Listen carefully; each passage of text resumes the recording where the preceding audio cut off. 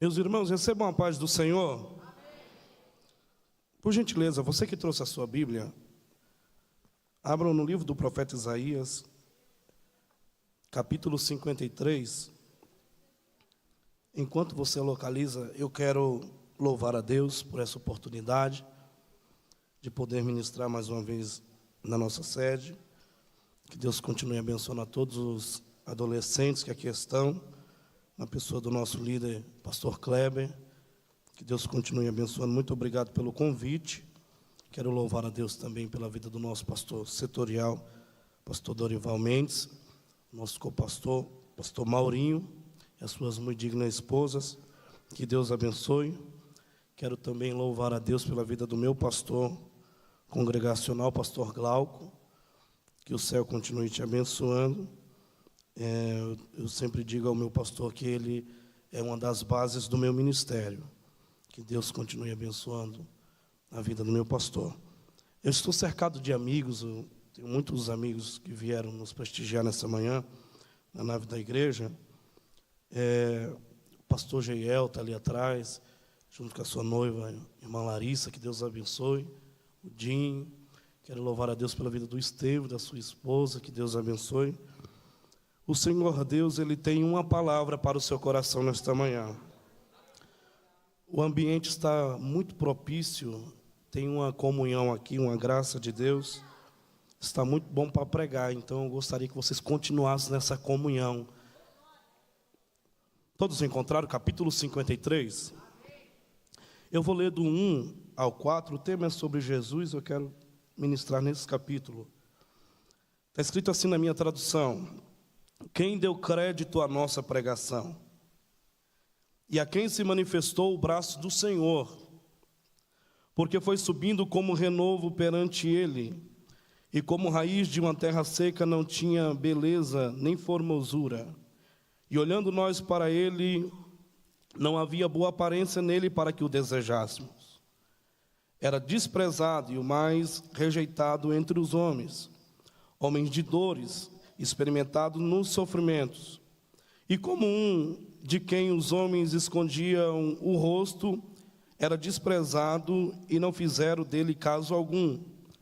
Verdadeiramente ele tomou sobre si as nossas enfermidades. Por gentileza, repita: enfermidades.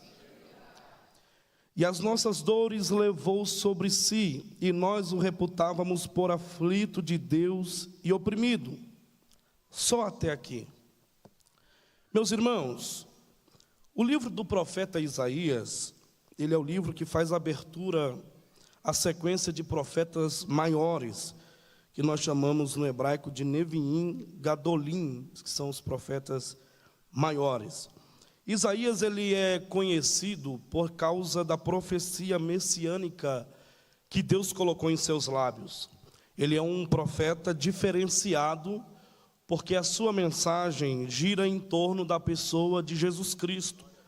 Isaías, ele profetiza sobre a vida de Jesus de uma forma tão profunda que ele narra desde o seu pré-nascimento até o período eternal de glória que ele há de reinar sobre toda Israel durante o período milenar ou mileniar, como você achar melhor. Isaías, ele, antes de começar a profetizar sobre Jesus Cristo, do capítulo 1 ao 6, ele sempre trazia mensagens contra as nações que pecavam e trazia o juízo a essas nações, anunciando a elas o ai de Deus. Era uma forma de se expressar para dizer que Deus iria cobrar e não seria tão fácil para a nação enfrentar o juízo de Deus. Só que depois, no capítulo 6, ele tem um encontro, porque Deus quer mudar o estilo da profecia de Isaías. Deus queria colocar em seus lábios a capacidade de profetizar sobre a pessoa de Jesus Cristo. Isaías vai ter um encontro no capítulo 6, e diante de Deus ele consegue enxergar a sua natureza pecaminosa, e o céu toca nos seus lábios com a brasa tirada do altar.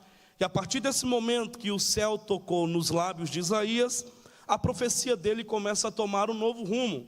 Ele agora começa a falar de Jesus Cristo com uma profundidade tão grande que parecia que ele estava dentro da profecia, ele estava vivendo a profecia no seu tempo real. É Isaías que vai dizer no capítulo 7, no versículo 14, que o mesmo Senhor vos dará um sinal, e a virgem conceberá e dará à luz a um filho, e ele será chamado Emanuel. Isaías está dizendo aqui que o mesmo Senhor dará um sinal, e a virgem conceberá. Conceberá está conjugado no futuro, então isso indica que ela ainda não havia recebido. Já no capítulo 9, no versículo 6, Isaías vai dizer: porque o menino nos nasceu, e um filho se nos deu, e o principado está sobre os seus ombros, e ele será chamado de Maravilhoso, Conselheiro, Deus Forte, Pai da Eternidade e Príncipe da Paz, conforme foi louvado aqui nessa manhã. Então observe que Isaías está dizendo: o menino vai nascer e será chamado Emanuel. E já no 9 ele está dizendo: o menino nasceu. Então ele está narrando de forma aleatória a vida de Jesus Cristo.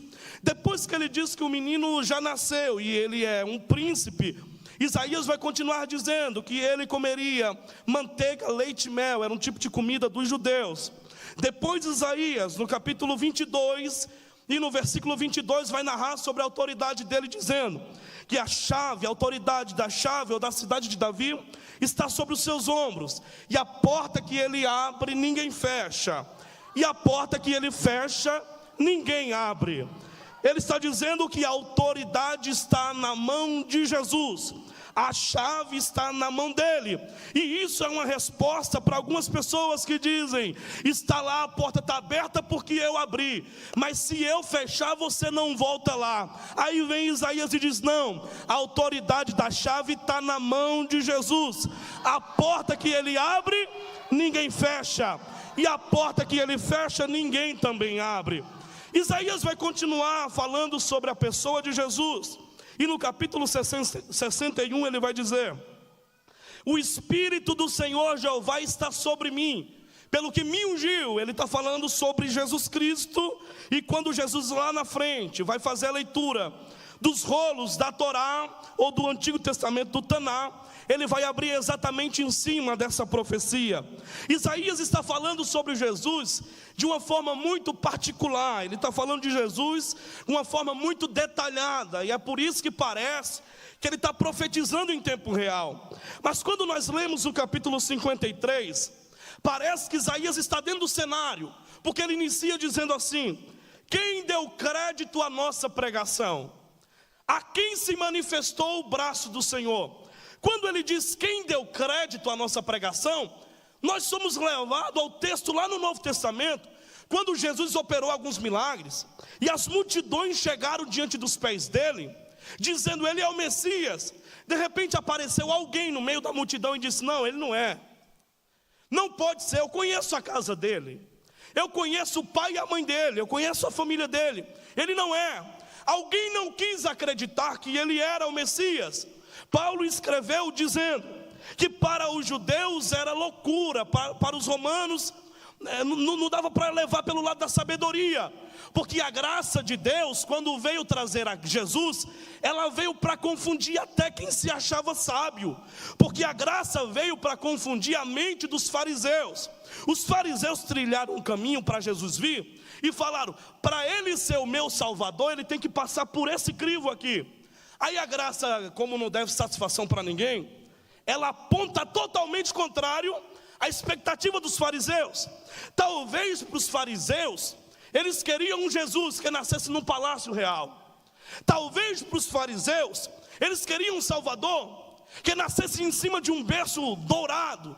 Talvez para os fariseus, doutores da lei, eles queriam que Jesus aparecesse e um grande exército ao seu redor, e ele daria ordem a esse grande exército para recuperar Israel.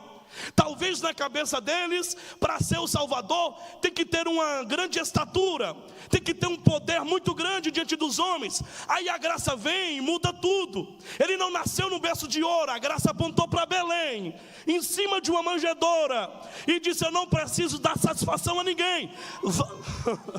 vai nascer em Belém, em cima de uma manjedoura. Não vai ter um grande exército ao seu redor. Terá 12, e um dos tais ainda era traidor. A graça não veio para suprir as expectativas dos fariseus. E é por isso que eles olhavam e diziam: não pode ser meu Salvador, não pode ser o meu Jesus. Só que enquanto Paulo disse que para eles é loucura, para nós que somos salvos é poder de Deus. Eles não queriam aceitar, porque a graça veio confundir. E a graça confunde a cabeça até de quem é profeta. Deus diz assim: Samuel, enche o chifre e vai na casa de Jessé, porque eu separei um rei. Samuel vai até a casa de Jessé, e quando ele chega, ele diz: pronto, achei, está aqui o novo rei de Israel. Aí a graça vem dar o primeiro nó na cabeça do profeta. Ele aponta e diz: achei o novo rei. Aí a graça vem e diz assim: você está elegendo o homem de fora, e eu escolho o homem de dentro. Não, eu vou repetir.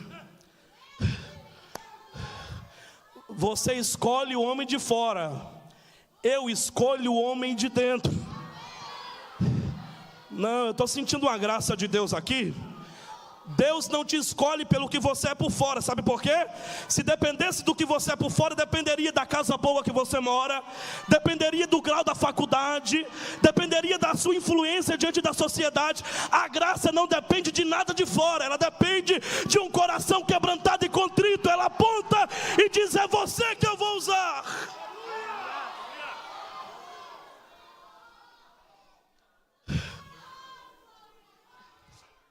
Eu estou sentindo uma virtude aqui. Segundo nó que a graça vai dar na cabeça do profeta. Depois que ele viu que não era, ele disse: então eu vou esperar. Só tinha uma cadeira para ser rei, mas na casa de Jessé tinha uma fila grande. E existe um problema quando só tem uma cadeira e mais gente para sentar. O que gera é competição, porque todo mundo quer a cadeira. Então, para sentar, eu tenho que derrubar quem está na fila. Aí a graça veio confundir de novo. A fila estava muito grande. Aí a graça veio e gritou para Samuel: quem eu escolhi não está na fila, não está disputando, não está querendo ver o outro no chão. Quem eu escolhi não está nem esperando. Quem eu escolhi está apacentando no campo. Oh glória, estou sentindo a virtude aqui. Quem eu escolhi não está discutindo. Quem eu escolhi está trabalhando, não está nem imaginando. Talvez está entregando água na igreja, mas a graça já te apontou.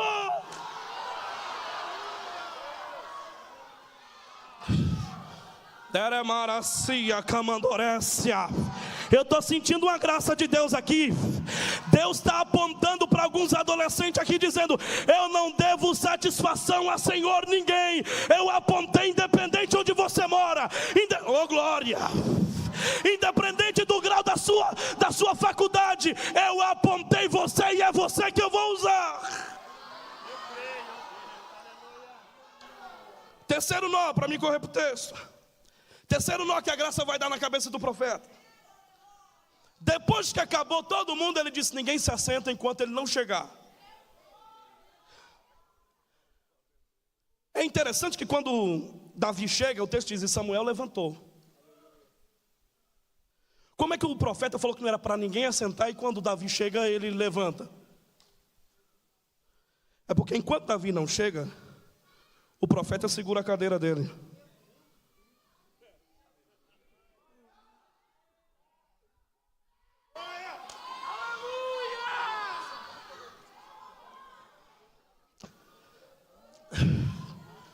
Ele chegou depois, só que a graça pegou quem estava no final da fila e trouxe para frente, porque a graça, ela tem a capacidade de inverter a fila.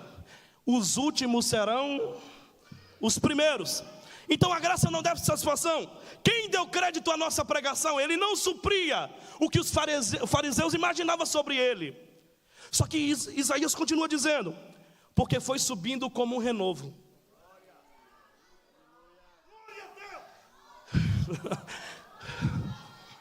Quando ele fala, foi subindo como um renovo, ele está respondendo a Jó no capítulo 14, versículo 7. Jó falou assim: há esperança para a árvore que for cortada.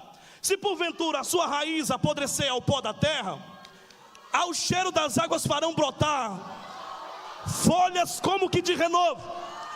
Mas Jó continua dizendo assim: agora o homem, escuta isso, o homem que deitar e na sepultura se deitar, ninguém pode fazer ele retornar de lá. Aí Isaías diz: você tem razão, Davi deitou, ninguém fez ele brotar como renovo. Salomão deitou, ninguém fez ele brotar como renovo. Os reis do sul deitaram, ninguém fez eles voltarem como renovo. Os reis do norte também. Mas você ainda não ouviu falar de um homem chamado Jesus de Nazaré. Ele deitou, oh, glória, eu estou sentindo graça.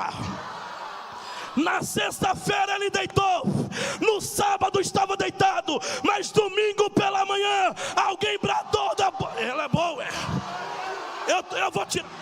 Com licença, pastor, eu vou tirar porque eu estou sentindo uma graça aqui.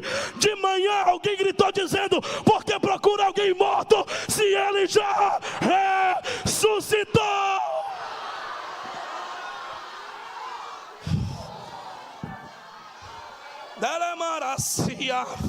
Eu estou sentindo a graça. Eu estou pregando sobre o Jesus que se movimenta, conforme diz a canção, se movimenta ao som da adoração. Onde houver alguém adorando, a presença dele está.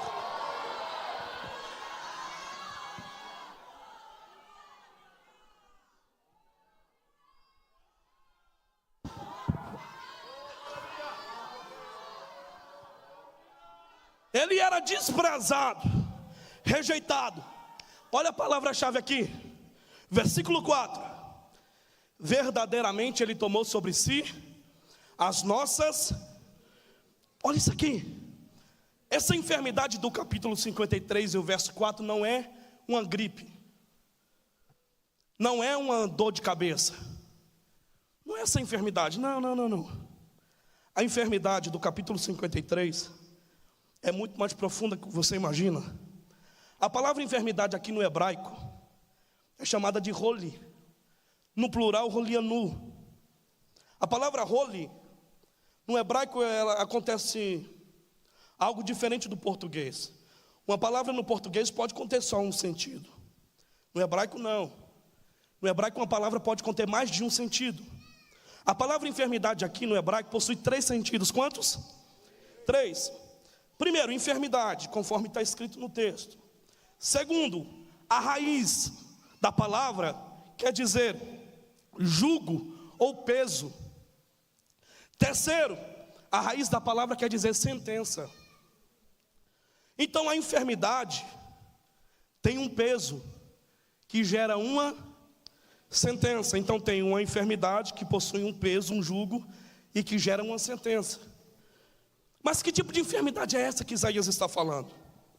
Essa enfermidade, para a gente entender, nós temos que remontar o cenário do Éden, porque foi lá que ela entrou. Deus olha para a divindade e diz: façamos o homem à nossa imagem, conforme a nossa semelhança. Imagem e semelhança no texto aqui não é física, porque tem jovem que usa isso para disfarçar. O varão diz assim: tu é feio, hein, profeta? Aí ele diz: não toca não, que eu sou a imagem de Deus. Nada a ver, viu? Essa imagem aqui não é física. Essa imagem, ela é espiritual, ela é moral e ética. Deus faz o homem à sua imagem. Espiritual como? Deus, ele é soberano. Não pode ser dominado por ninguém. Porque no dia que Deus for dominado, ele deixa de ser soberano. Aí ele vem e faz o homem à sua imagem e diz assim: você vai governar sobre tudo. Isto é, ele está dando ao homem a semelhança. Você não pode ser dominado, você tem que dominar sobre tudo. Ele forma um homem. Só que dá a ele alguns princípios, ele dá algumas ordens e diz: vocês podem comer do fruto que está em todo o jardim, menos da árvore. E ele explica, você conhece o texto. Só que houve um dia, Deus ele costumava descer num jardim para falar com o Adão. Na viração do dia, alguns historiadores, alguns pesquisadores acreditam que Deus descia para se comunicar pessoalmente, porque o Adão foi criado perfeito. Então não existe barreira entre Deus e o homem, porque o homem está no estado perfeito, na semelhança dele. Então ele descia. Só que houve um dia que o homem foi seduzido, a mulher seduzida pela serpente, os dois pecaram. A ordem de Deus foi a seguinte: no dia que comer, certamente morrerá. A serpente vem e diz assim: no dia que comer, certamente não morrerá. A fala parece igual, só que ela só acrescenta um não. E esse não está invadindo a igreja do século 21, porque a Bíblia diz que aí vem a serpente e só põe um não, diz não vai ter problema nenhum. Aí ela começa a impor uma nova doutrina, e lá no Éden você tem duas opções: ou você tampa o ouvido para a voz da serpente e escuta Deus, ou você tampa o ouvido para a voz de Deus e escuta a serpente. Ela ouviu. Quando ela ouviu, a serpente ganhou o quê? A mente. Ela conseguiu ganhar a Eva. A humanidade caiu pela mente, pela cabeça, porque foi dominada. E quando eu sou dominado, eu perco a imagem dele. Porque se ele for dominado, ele perde a soberania. Se o homem for dominado, ele perde a imagem de Deus. Então ela vem e consegue derrubar. Então o homem caiu pelo quê? Pela cabeça. Quando Adão peca, gera 3 problemas. Primeiro, o problema da cabeça, porque a humanidade caiu pela cabeça, pela mente. Segundo problema, o problema do acesso, porque Deus agora, para descer, precisa usar alguns utensílios. Ele não pode ter contato direto. E depois, por causa do pecado do Adão, gerou mais uma consequência: a humanidade está com seu DNA, e todo mundo está caído no primeiro Adão. Deus aparece, porque ele disse: no dia que comer, certamente morrerá. O Adão estava escondido. Aí Deus veio no jardim e disse assim: Ma'eika, no hebraico: Adão, onde estás? Olha aqui, a expressão hebraica aqui, Ma'eika, é ma, quem ou onde, eika, está. Deus é soberano, ele não está falando: o Adão, eu não sei onde você está. Ele é onisciente, ele sabe de todas as coisas. Então Deus não está procurando só o Adão perdido no Éden. A expressão eika no hebraico, alif, iud, kaf e re, quer dizer Elohim Yeodear Kol Hanishtaroti. O que é isso, Oriosvaldo? Elohim, Deus, Yeodear, conhece, Kol, todas, Hanishtaroti, coisas, até mesmo ocultas. Deixa eu te explicar. Quando Deus diz aonde está Adão, não é que ele não sabe, ele conhece todas as coisas, até mesmo oculta. Então por que Deus está dizendo onde está? Sabe o que é isso? Não é só onde ele está escondido, é onde está a imagem. Não, eu vou repetir. Deus está procurando nele, não é o esconderijo dele. Deus está querendo saber cadê a essência. Deus sabe onde você está, só que ele está perguntando: cadê aquele jovem? Cadê aquela essência? Cadê aquela disponibilidade de adorar? Cadê a lágrima nos olhos? Cadê a comunhão? Deus está gritando para alguém aqui: eu sei aonde você está, eu só quero saber cadê o primeiro amor. Ele escuta a voz e vem. Só que eu imagino lá atrás, pastor Kleber, ele dizendo assim para Eva: e aí, está pronta? Ele falou que no dia que a gente comer, certamente morrerá. Está pronta? Vamos lá. A voz vem ecoando: Adão. Aí ele vem de trás dos matos. Só que ele vem pensando que Deus iria matar, porque no dia que comer, certamente morrerá. Aí tem a passagem mais bonita do livro do Gênesis. Quando Deus vem, pastor Glauco, ele não vem com um cutelo para sacrificar os dois. Ele vem, e o texto no hebraico está escrito: Va'az Elohim le'adam u'leishito katenot or vayaleb shen. E fez Deus para Adão e sua esposa Eva túnicas de pele, e os vestiu. Túnica de pele, no hebraico a expressão é pele de cordeiro. Eles estão vindo dizendo: ele está com o cutelo para nos matar. Quando chega no lugar do jardim, tem um cordeiro morto. Eu vim pregar sobre Jesus.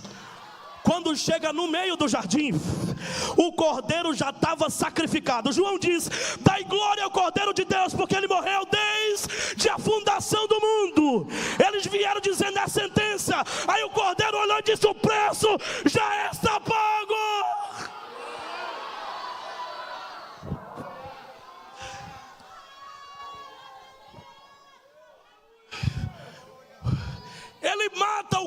tira a pele e veste o homem. O que Deus estava fundando ali? A partir de hoje, por causa do pecado, eu não posso me manifestar diretamente, eu não posso aparecer. Por quê? Se a minha natureza bater de frente com a tua, você tem que morrer. Moisés disse: Senhor, eu quero ver tua glória. Ele diz: Moisés, se tu ver, tu tem que morrer. Mas faz o seguinte, eu vou pôr a mão. Você entra numa fenda, eu ponho a mão. Eu vou passar por você. Quando eu estiver de costas, você me vê de costas. A minha face não. A minha face você não pode ver. Por quê? Por causa da natureza. Então Adão colocou uma divisão entre nós e Deus.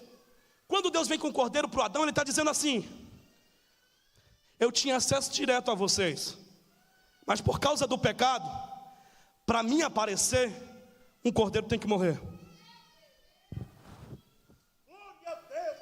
Todas as vezes que Deus vier, o cordeiro morre. Só que Deus não vem para habitar, ele vem para falar. No Antigo Testamento, o cordeiro é provisório, a presença é transitória. Então mata-se o cordeiro, ele desce, opera o que tem que operar e vai embora. Só que ele lá na eternidade, isso eu estou fazendo especulação, ele lá na eternidade diz: filho, eu estou com saudade. O que eu queria mesmo é ser que nem era antigamente. Eu queria andar com o homem no jardim. Eu queria ter acesso livre para o homem. Eu agora só desço atrás de véu. Eles não podem me ver. Eu estou querendo abraçar o homem que eu fiz. Eu estou querendo abraçar a minha criação. Deus nunca quis se afastar de você. Deus nunca quis estar distante do homem. É os nossos pecados que vai criando barreira, mas a vontade de Deus é te abraçar. A vontade de Deus é estar do seu lado. A vontade de Deus é acordar com você. Ele olha e diz: filho, eu preciso voltar a habitar com o homem. Só que o Adão deixou 3 problemas para resolver. Qual? Como é que eu vou habitar com eles se eles deixaram, eles perderam a minha imagem? Para eles terem a minha imagem de novo, eles têm que voltar a governar, a dominar. Aí Jesus diz: já sei, pai, eu vou dar um jeito. Eu vou lá. A gente tem a opção de acabar com a humanidade, mas eu tenho um plano. E se a gente, ao invés de acabar com a humanidade, a gente montasse de novo o corpo, e no lugar da cabeça não deixar mais o homem governar? Eu ser o cabeça do homem.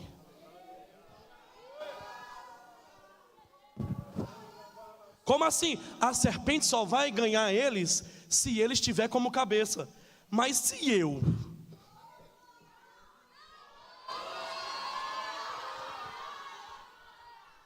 se eu for o cabeça dele, ninguém mais derruba esse povo. Filho, tudo bem, mas tem o problema do acesso. Eu só posso descer se cordeiro morrer. E os cordeiros que tem lá é provisório. Aí o autor aos Hebreus diz: porque nem sangue de bode, nem de carneiro purifica o homem do pecado. Aí ele diz: então tá bom, pai, eu vou resolver também. Como assim, filho? Para você descer, você tem que desprender de toda a glória. Eu vou. É para abraçar o homem de novo? Eu vou. É para ter relacionamento? Eu vou. Mas você vai deixar a glória? Eu deixo, pai. Você tem que se fazer carne? Eu vou. Você vai sofrer? Eu vou. Você vai? Eu vou, porque vai valer a pena. Filho, se você for e vencer, o acesso está livre. Ele vem. Só que tem um problema. A palavra role quer dizer jugo. E o jugo gera uma sentença, e a sentença é morte. Olha o que ele fez. Ele veio. Só que para o homem voltar a se relacionar com ele, com Deus, alguém tem que tirar o jugo. Aí ele aparece, olha aqui: todos pecaram, estão destituídos da glória de Deus. O salário do pecado é o quê? A morte. Se todos pecaram, todo mundo está caminhando para o mesmo abismo. Aí Jesus aparece nessa cena. Ele vem. A humanidade inteira, nós todos, andando em direção, o peso do Adão nos condenando, e a gente vem curvando. De repente nasce um menino lá em Belém, vai crescendo, começa a exercer o seu ministério. Depois que fica conhecido, ele diz assim: para onde é que você vai com esse fardo nas costas? Isso aí vai te condenar à morte. não leva mais esse fardo, isso vai te matar lá na frente. Faz o seguinte: vinde a mim, todos vós que estão cansados, oprimidos e sobrecarregados, e eu vos aliviarei. O de Adão é pesado, mas eu tenho uma notícia: tomai sobre vós o meu jugo, que é suave, e o meu fardo, que é leve. Sabe o que Jesus está fazendo? A coisa mais absurda que existe, porque o fardo de Adão gera morte, o fardo de Jesus gera vida. Ele pega o nosso fardo que gera morte e diz: esse eu levo comigo. Aí ele vai subindo em direção ao Calvário. Isaías olha e diz: ninguém acreditou que era ele, mas ele tomou sobre si as nossas enfermidades. Olha a loucura, olha aqui. Você pode vir aqui, meu amigo, por gentileza?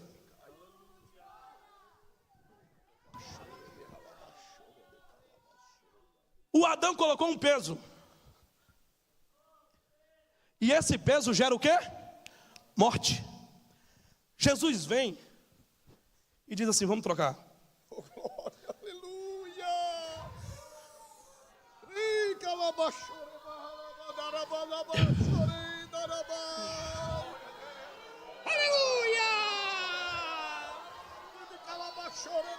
O que Jesus deu para o homem, para nós, está vazio, porque ele nunca pecou. Só que o que nós demos a ele, o salário é morte. Fica aqui. Aí Jesus vai subindo ao Calvário.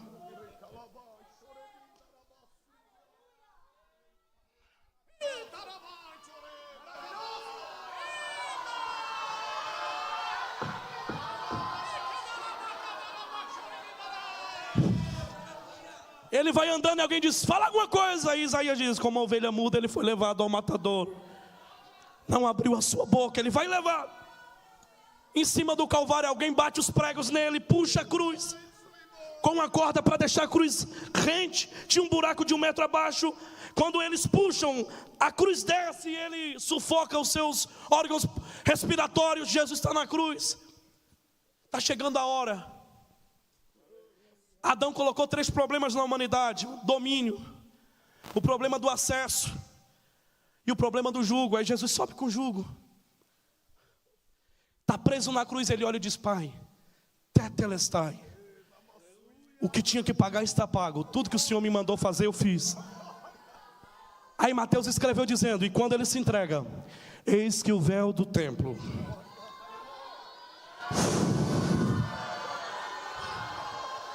que é isso, Oriosvaldo? Ele devolvendo o acesso.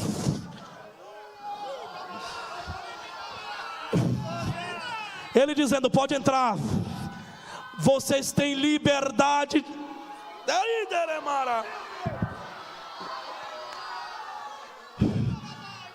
Ele vem para devolver o acesso.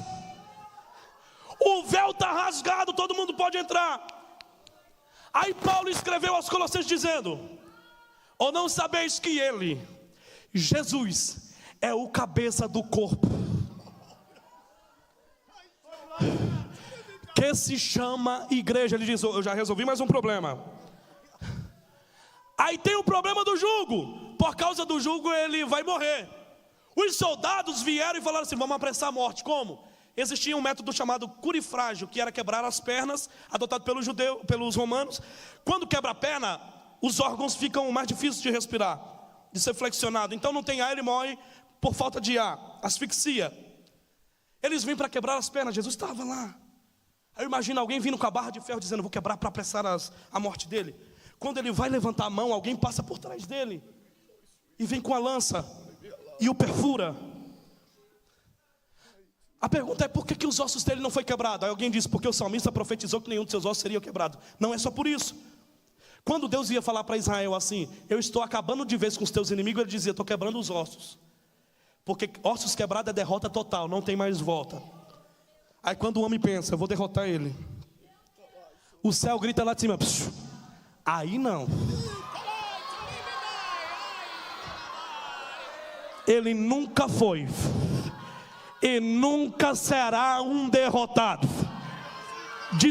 Alguém já entendeu? De século a século, de eternidade a eternidade, nunca se viu, nem com os ouvidos se perceberam falar de um Deus como esse, que trabalha ao favor daqueles que nele. Olha aqui, olha o problema que gerou. Jesus morreu, ele se entregou. Só que pela lei, a morte só segura quem tem pecado. Aí ela vem e diz assim: o Senhor é Yeshua HaMashiach? Tu és o Jesus, o Messias, o Cristo? Sim. Nascido em Belém, isso. Isso é só uma alegoria, nasceu em Belém. Tu é filho da Virgem, né? Deixa eu ver aqui, o que tu fez? Não. Não. Nunca pecou. Nunca errou. Só tem um porém. Eu só posso segurar comigo quem já pecou. O Senhor nunca errou. Volta logo que já é domingo.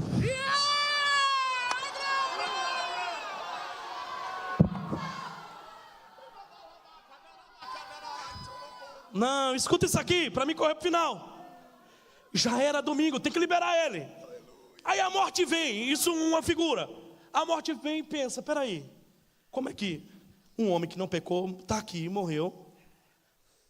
Tem um fardo cheio, mas ele não pecou. Então peraí, se ele não pecou e morreu, tem alguém que está vivo que pecou.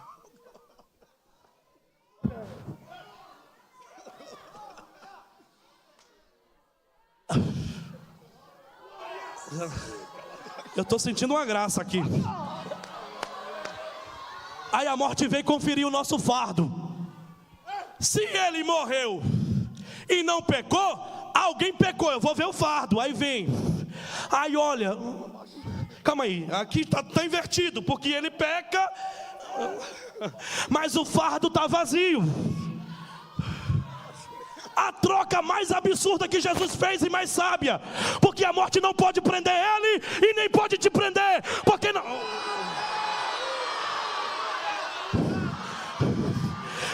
Eu estou sentindo a virtude aqui.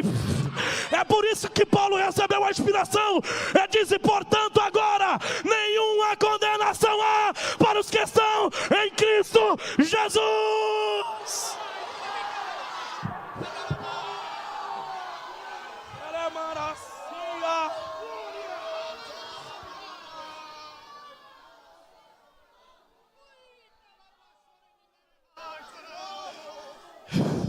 Jesus olha e diz assim: ensaia uma canção que já já eu estou vindo buscar.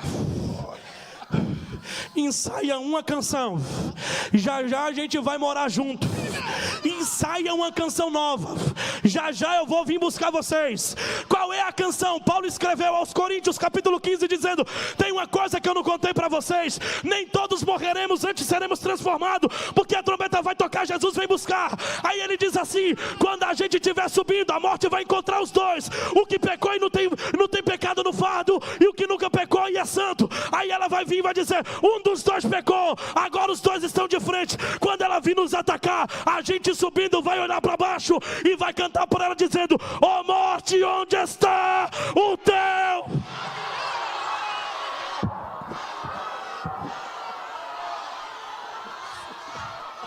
Eu quero ver só quem é grato a ele, só quem está na comunhão. Olha, bom, esse camão, Indarácia.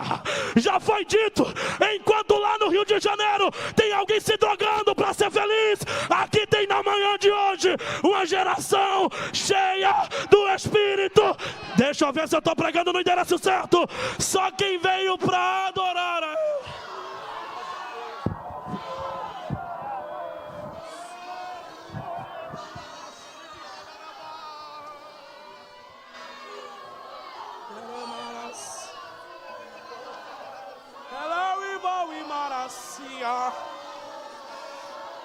Ela é boa e que se mal é plou e terecia.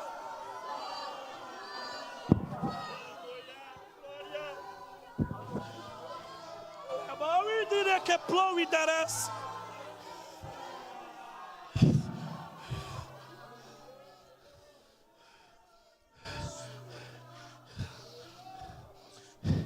Cristo te trouxe aqui nessa manhã para te dizer: não leva mais esse fardo. Eu quero ter acesso direto a você de novo. O céu está dizendo assim: eu quero andar assim com você, ó. Eu estou sentindo uma graça de Deus aqui. Deus está dizendo para alguém: eu estou dando o braço para você. Você vai andar de braço dado comigo. Tem alguém desacreditando da nossa geração, dizendo que essa geração é a geração mais fria que tem. Nós vamos mostrar nessa manhã para todos que ainda tem jovens, adolescentes, que a prioridade dele é sentir a presença de Jesus. Eu queria fazer uma oração por vocês. Eu quero terminar dentro do tempo que o pastor me deu. Você vai se colocar de pé e vai segurar na mão de alguém do teu lado. Por gentileza.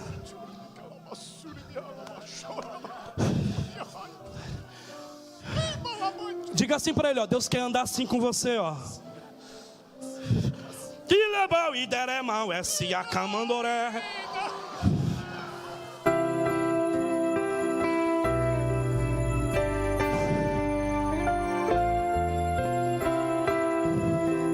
Tem gente que entrou aqui com peso, mas a unção está quebrando.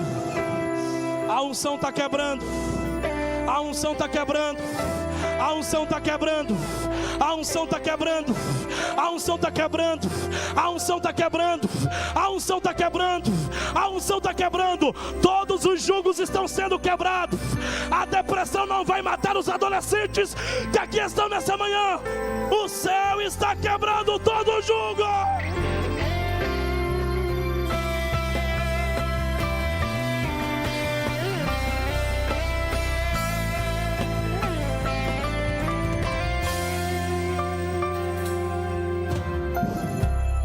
Eu vou fazer uma oração.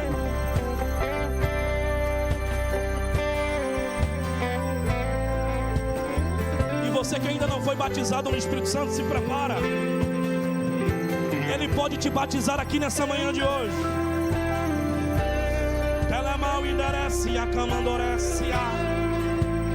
Ele está vivo. Ele está vivo. Ele está vivo. Ele está vivo. Ele está vivo. Ele está vivo. Ele está vivo. Ele está vivo. Ele está vivo.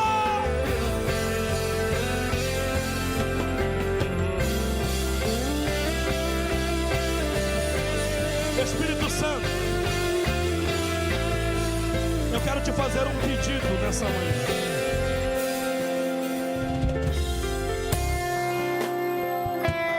Eu quero pedir a tua presença.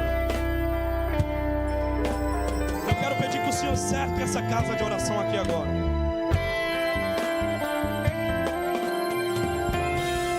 Cerque essa casa de oração, Deus.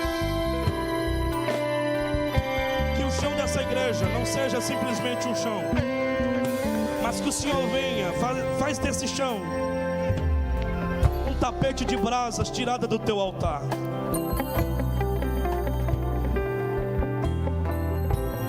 Espírito Santo,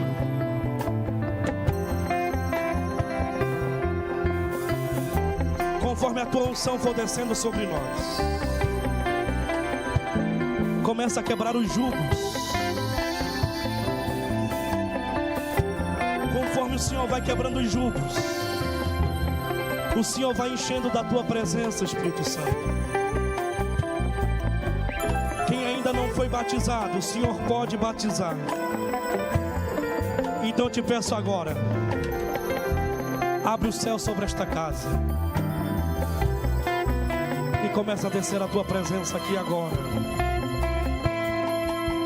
Isso. Isso.